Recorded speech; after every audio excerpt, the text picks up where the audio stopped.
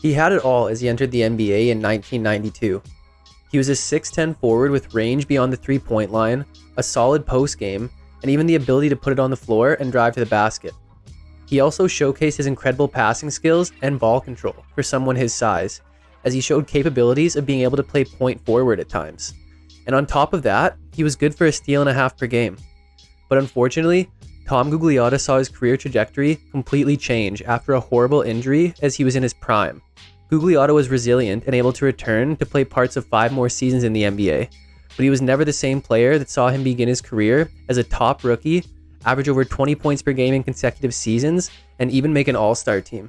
But Tom Gugliotta needs to be measured on his pre-injury years and appreciated for his comeback from the injury, as he was one of the most versatile and talented players in the league for the better part of a decade to begin his career, and still played a respectable bench role after coming back from an injury that could have ended some players' careers. And we're going to take all those factors into account in today's episode of Forgotten Player Profiles, featuring Tom Gugliotta. Tom Gugliotta played high school ball for Walt Whitman High School in Huntington Station, New York. Gugliotta was reportedly about 6'2", 170 pounds, and could barely dunk on a 9-foot hoop when he was 16, and understandably didn't get any recruiting attention. But Gugliotta's father, Frank, happened to have developed a relationship with NC State's head coach, Jim Valvano, in previous years, after he had approached Valvano to give his older son scholarships when Valvano was at Iona.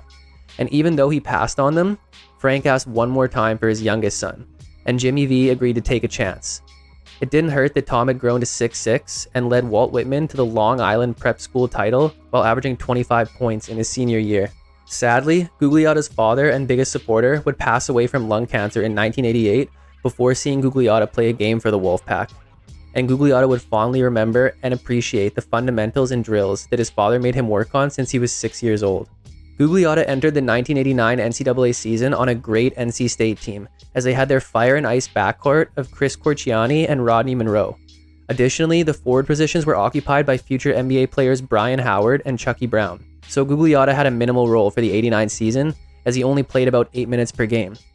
However, this was a great Wolfpack team, as they made it to the Sweet 16 before losing to Alonzo Mourning and Georgetown, and finishing the season 22-9. And for the regular season, Gugliotta averaged about 2.5 points and 1.5 rebounds per game. The 1990 season was unfortunately filled with controversy, as accusations surfaced of academic misconduct by Valvano and NC State, specifically regarding former player Chris Washburn having actually only scored a 470 on his SATs.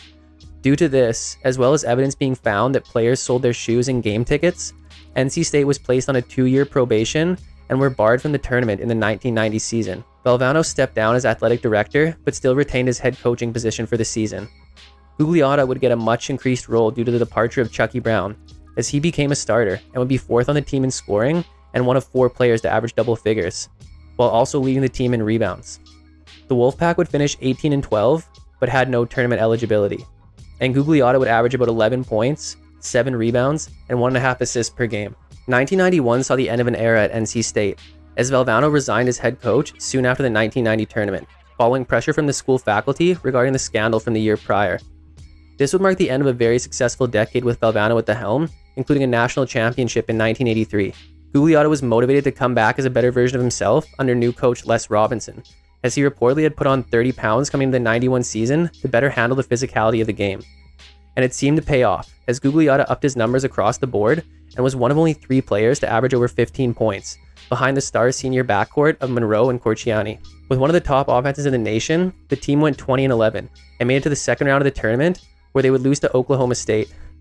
Gugliotta would average about 13-8 on 40% shooting across the 2 tournament games, and for the regular season, he would put up about 15 points, 9 rebounds, and 3 assists per game.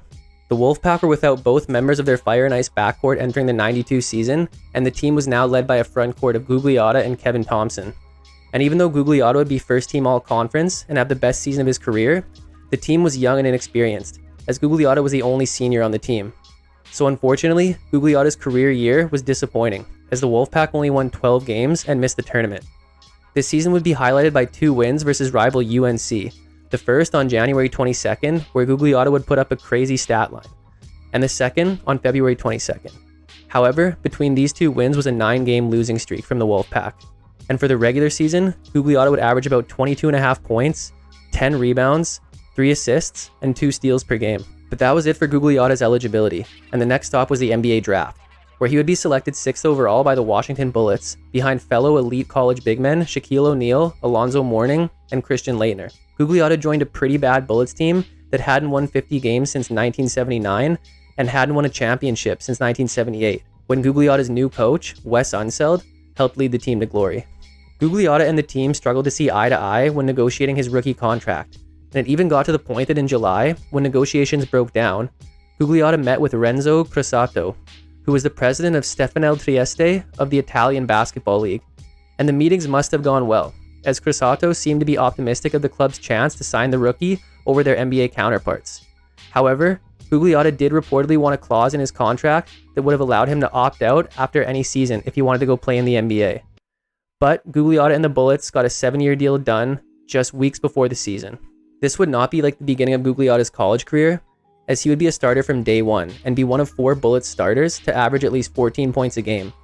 But even with this balanced scoring attack, the Bullets were a below-average team and would finish the season 22-60. Somewhat surprisingly, Gugliotta's rookie season would be a year of career highs for him. He scored a career-high 39 points in a November 21st win versus Utah.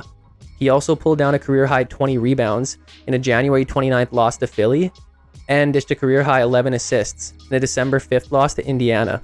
And he would do all this while playing a career-high 81 games.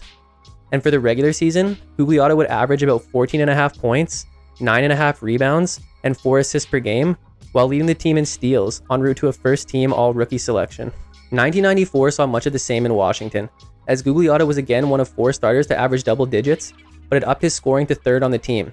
Purvis Ellison saw a major drop in production this year after struggling with injuries, and would never again have the production he had in his first few seasons. The Bullets would finish 24-58 and again miss the playoffs, and Gugliotta would not only show his offensive, but also defensive ability, as he again led the team in steals, averaging over 2 per game.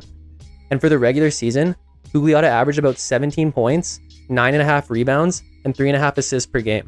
1995 must have been an exhausting season for Gugliotta, as he spent time on 3 different teams. He started the year with Washington and would play in just 6 games for the team. Then, on November 18, 1994, Gugliotta and 3 first-round picks would be traded to the Golden State Warriors for Chris Webber.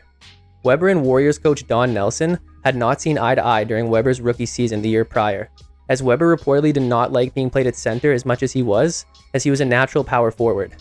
Additionally, Webber reportedly did not respond well to Nelson's brash style of coaching, but Warriors upper management would side with Nelson regarding these concerns, leading to further rift in the Webber-Warriors relationship.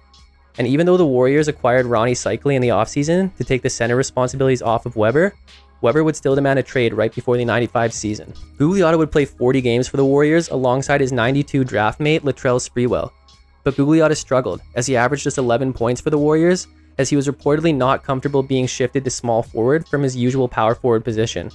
So on February 19th, 1995, the Warriors sent Gugliotta to Minnesota for rookie Donyell Marshall, who had also been struggling to find his fit in Minnesota. Gugliotta's 3rd team of the season would reunite him with another 92 draft mate and former college rival in Christian Laettner. Gugliotta would join a young team consisting of himself, Laettner, 2nd-year guard Isaiah Rider, and team veteran Doug West.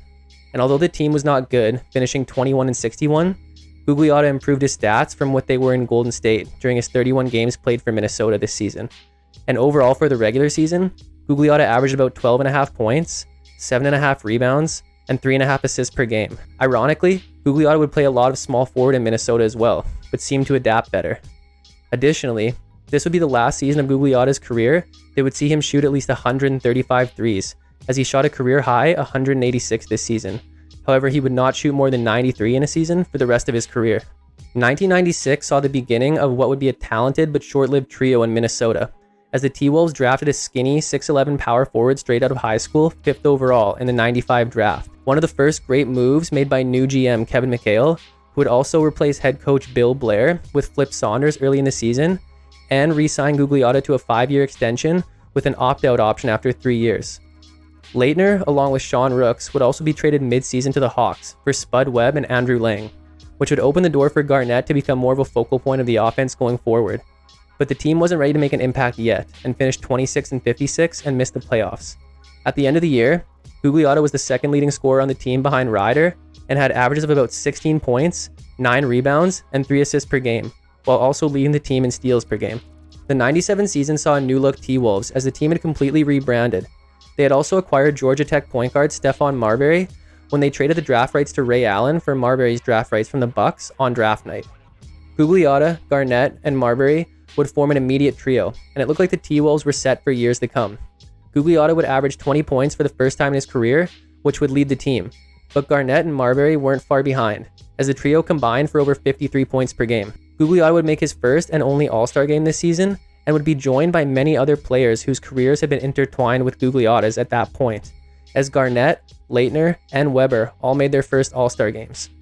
And in 19 minutes, Gugliotta would score 9 points and pull down 8 boards.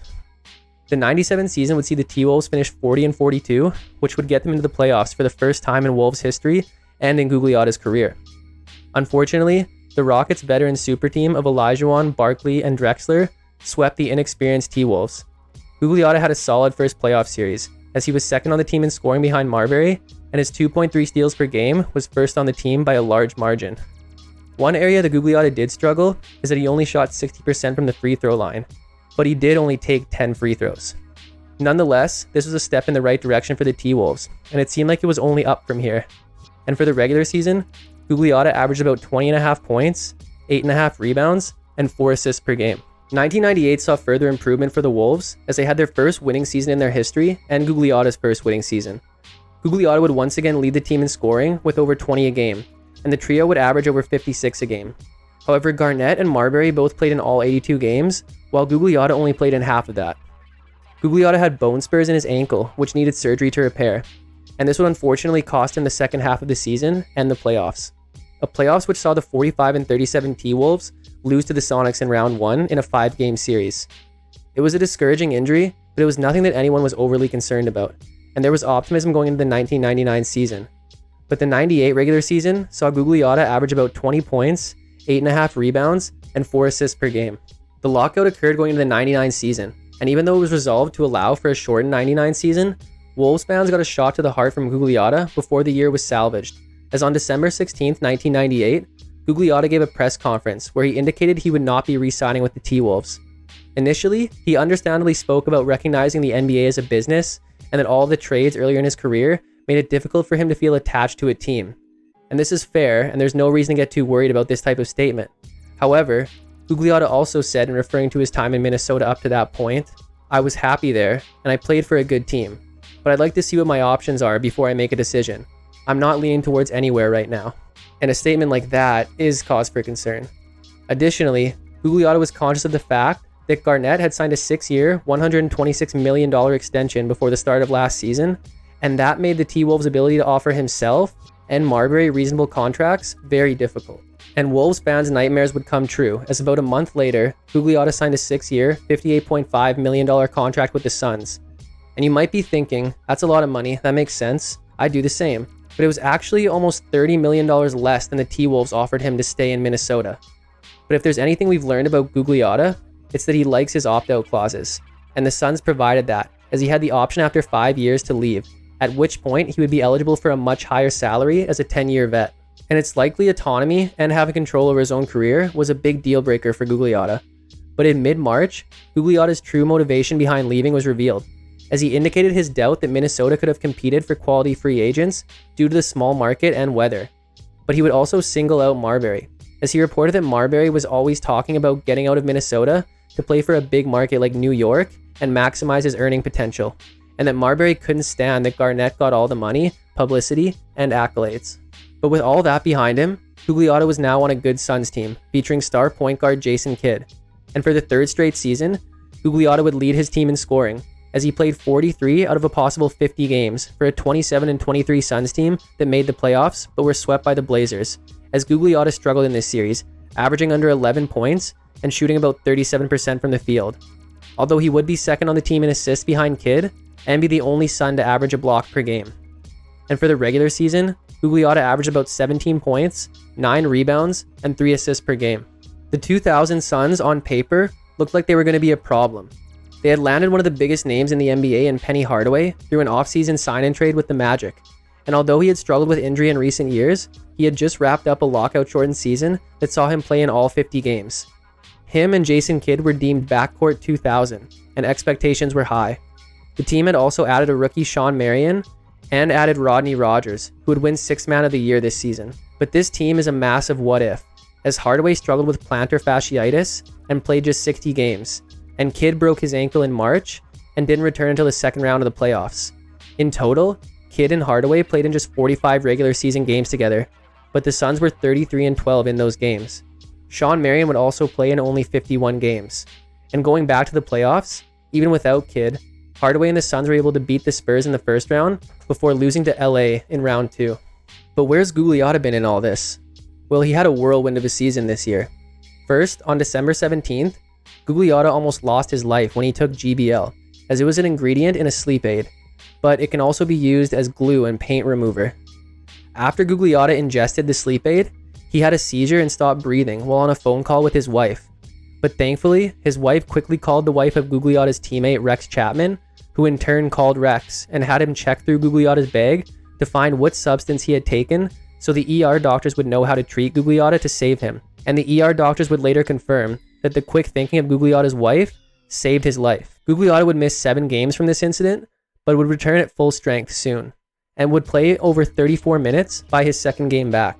But then, on March 10th, 2000, Gugliotta suffered complete ruptures to his left ACL and MCL, along with a partial rupture to his PCL, when teammate Randy Livingston rolled into his legs while driving to the basket in a game against Utah.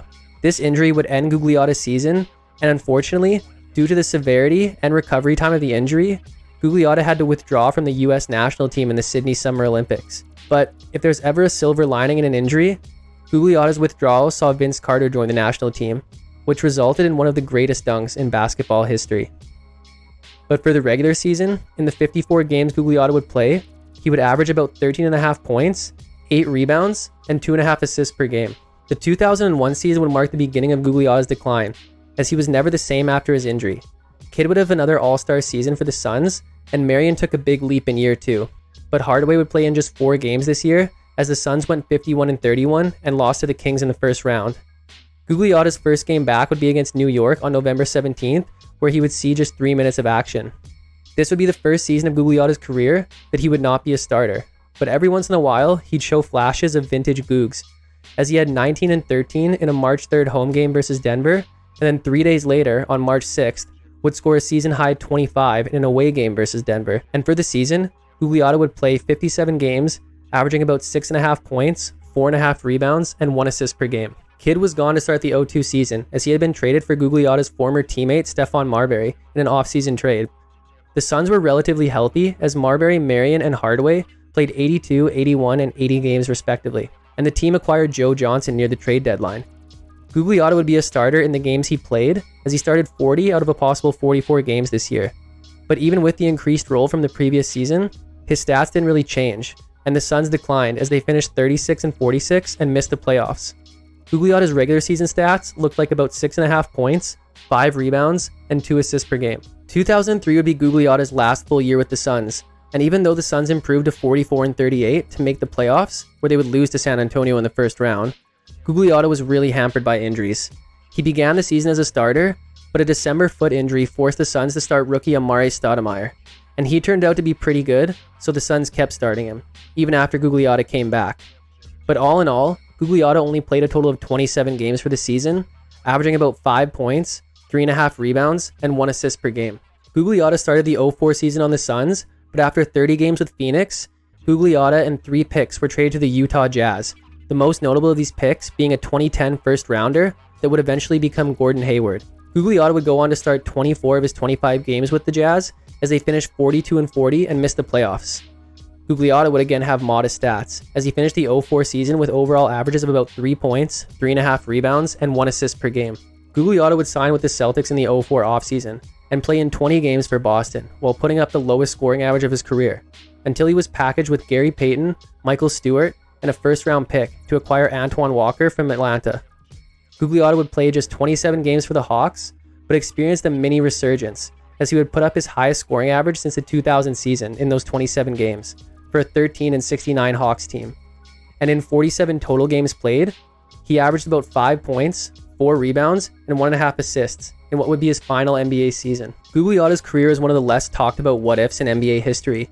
Maybe because he was very good, but never quite a star, or maybe because his best years were spent on bad or small market teams. But Gugliotta's best years saw him as the top scorer on a team with Kevin Garnett and Stephon Marbury, and may have seen him as one of the key pieces on another great what-if in NBA history in the 2000 Phoenix Suns. Gugliotta was a do-it-all offensive player who had a skill set that players his size just didn't possess during the era he played in. He could shoot, pass, and finish, and could play multiple positions to exploit mismatches on any given night. He was resilient in coming back from injury and near-death experience, and he took control over his career years before we saw the stars of today structuring their contracts for more freedom and autonomy. If there was one knock on Gugliotta's game, you could make the argument that his 45% shooting for a power forward is a little lower than you'd like. But then when you look at his playstyle and 3-level scoring, combined with spending the last 5 years of his career struggling to stay on the court and never fully being able to get in the flow of the game, having a 45% career average is honestly quite impressive. But that's it for today's episode of Forgotten Player Profiles on one of the most versatile big men of his time, Tom Gugliotta. Hope you enjoyed the video, and remember to subscribe for more videos like this one. If you liked this video, check out this playlist for a bunch more like this one. Thanks for watching, and see you next time.